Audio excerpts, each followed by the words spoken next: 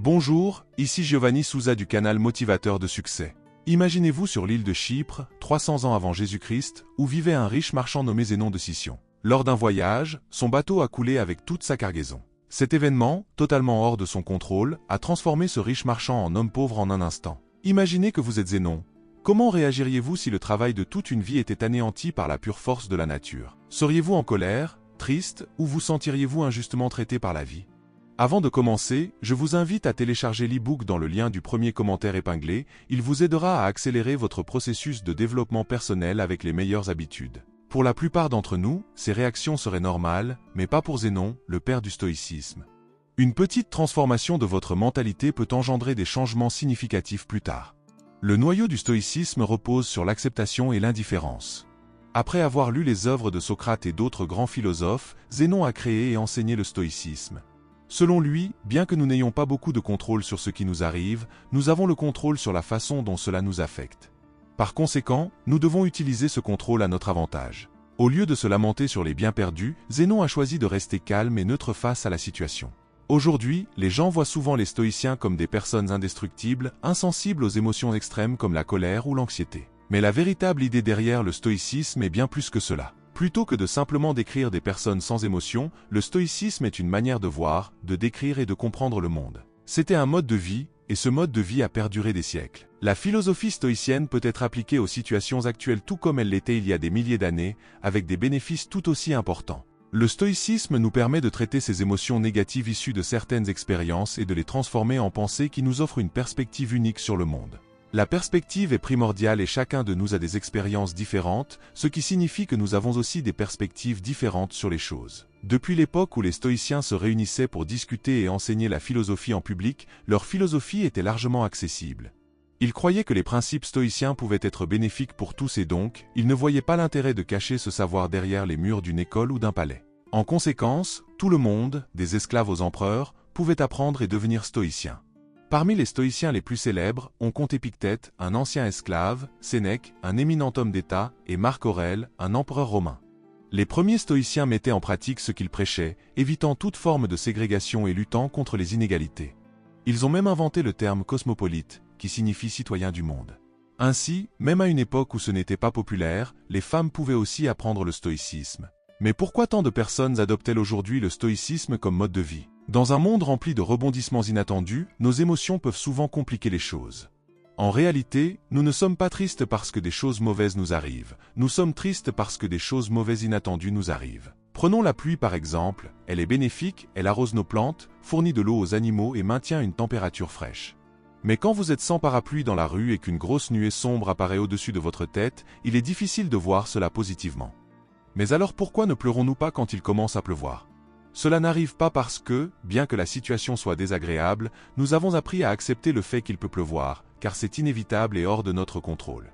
De la même manière, le stoïcisme nous enseigne que nous devons accepter le fait que de nombreuses choses mauvaises sur lesquelles nous n'avons aucun contrôle se produiront inévitablement à un moment donné. Un des exercices stoïciens est connu sous le nom de disconfort volontaire, qui vise à augmenter le sentiment de gratitude. Cela peut inclure dormir sur le sol de la cuisine, prendre une douche froide au lieu d'une chaude, ne manger que des pommes de terre pendant quelques jours. Cet exercice vous aide à comprendre que, peu importe la difficulté, vous survivrez et, très probablement, prospérerez si votre mentalité est correcte. En étant capable de supporter ces situations inconfortables, nous préparons notre esprit aux adversités futures.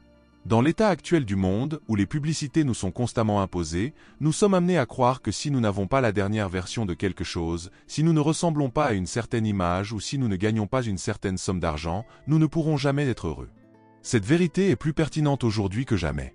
Le problème est que ces trois sources de connaissances nous enseignent souvent de manière différente. Et la question est, avons-nous vraiment besoin d'intérioriser tout ce savoir? Parce que si nous le faisons, nous risquons de fixer des attentes irréalistes pour nos vies, ce qui nous conduira à la déception et à l'insatisfaction.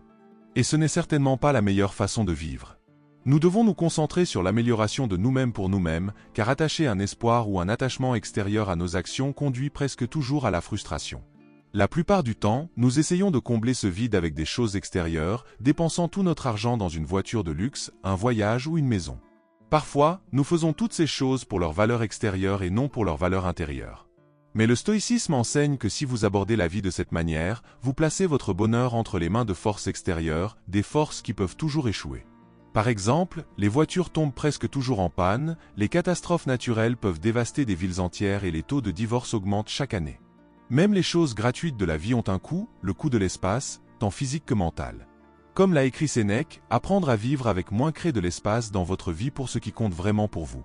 Nous devons placer notre bonheur dans notre valeur intrinsèque en tant qu'être humain et non dans les choses que nous possédons ou que nous pouvons acquérir.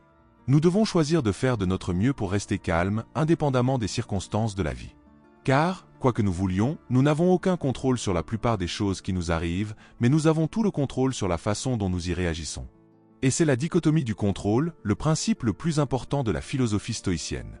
Les stoïciens enseignent que vous devez juger le succès de votre travail en fonction de la quantité d'efforts que vous y mettez et non du résultat de ces efforts. Alors, faites confiance au processus. Par exemple, imaginez un employé qui a travaillé dur pendant les 6 derniers mois et qui pense mériter une promotion. Il se rend chez son patron avec son rapport de performance. Le patron le remercie pour son travail mais ne lui donne pas la promotion. Il rentre chez lui déçu, pensant qu'il est un mauvais employé. Il ne prend pas en compte que son patron peut simplement passer une mauvaise journée, ou qu'une autre personne peut être plus qualifiée à ce moment-là, ou que l'entreprise traverse une période difficile et ne peut pas se permettre de le promouvoir. Il ne sait pas pourquoi, mais il reste déçu. Mais s'il jugeait sa valeur sur la qualité de son travail plutôt que sur la promotion, il aurait pu être beaucoup plus heureux. Avec la bonne perspective, son objectif n'aurait pas été un échec, mais simplement retardé. Cette reformulation de l'état d'esprit est cruciale. Un véritable stoïcien ne mesure pas son succès en fonction de ses gains financiers, mais sur le fait qu'il peut vivre une vie confortable et heureuse sans toutes les choses que l'argent peut acheter. Ce sont les 4 vertus principales du stoïcisme, la sagesse, le courage, la tempérance et la justice. La sagesse est la capacité de distinguer ce qui est interne et ce qui est externe et de choisir notre réaction aux événements. Comme le dit Viktor Frankl, entre stimulus et réponse, il y a un espace. Dans cet espace se trouve notre pouvoir de choisir notre réponse. Le courage se résume à 2 mots, persister et résister. La tempérance ou modération signifie faire plus avec moins, utiliser moins de mots pour dire plus, comme je viens de le faire. Tandis que Jeff Bezos et Elon Musk se battent pour la première place sur la liste de Forbes, les stoïciens croient que la limite de la richesse devrait être simplement d'avoir l'essentiel et ensuite d'avoir assez. La justice est la plus importante de toutes les vertus. Elle nous enseigne que personne ne doit faire de mal à autrui, car nous sommes tous nés les uns pour les autres, pour faire du bien aux autres et non à nous-mêmes. Dans la médecine moderne, le stoïcisme est au cœur de procédures comme la thérapie comportementale rationnelle émotive, connue sous le nom de TREC, et la logothérapie. La TREC aide les patients à identifier les schémas de pensée négatifs qui peuvent causer des problèmes émotionnels et comportementaux. Elle permet de remettre en question la logique derrière ces pensées négatives et, une fois que l'on se rend compte que beaucoup d'entre elles sont infondées, de les remplacer par des croyances plus productives. La logothérapie, quant à elle, repose sur le principe stoïcien que les êtres humains sont motivés par un but. Même dans les situations les plus sombres, nous pouvons trouver un sens et du bonheur en découvrant ce but. Mais comme beaucoup d'entre nous le savent, il est plus facile de parler que de faire. Pourtant, c'est un processus, comme tout le reste. Et pour résoudre nos problèmes de bonheur, nous devons pratiquer l'estime de soi. En redirigeant notre définition de la valeur vers les choses que nous pouvons contrôler, nous pouvons arrêter de nous fixer sur ce que nous ne pouvons pas contrôler et nous concentrer sur ce que nous avons déjà pour mener une vie plus heureuse et plus gratifiante. Le stoïcisme nous aide à traverser les tempêtes passées et présentes vers des eaux plus calmes et plus paisibles. Et si notre navire coule et que nous nous noyons tous, nous pouvons avoir la paix en sachant que nous avons vécu une bonne vie, même si ce n'était pas aussi bien que nous l'espérions. Car, souvenez-vous, tout a une fin. Maintenant, n'oubliez pas de cliquer sur le lien du premier commentaire épinglé et d'obtenir votre e-book qui vous aidera à accélérer votre processus de développement personnel avec les meilleures habitudes. C'est le canal motivateur de succès, on se voit dans la prochaine vidéo.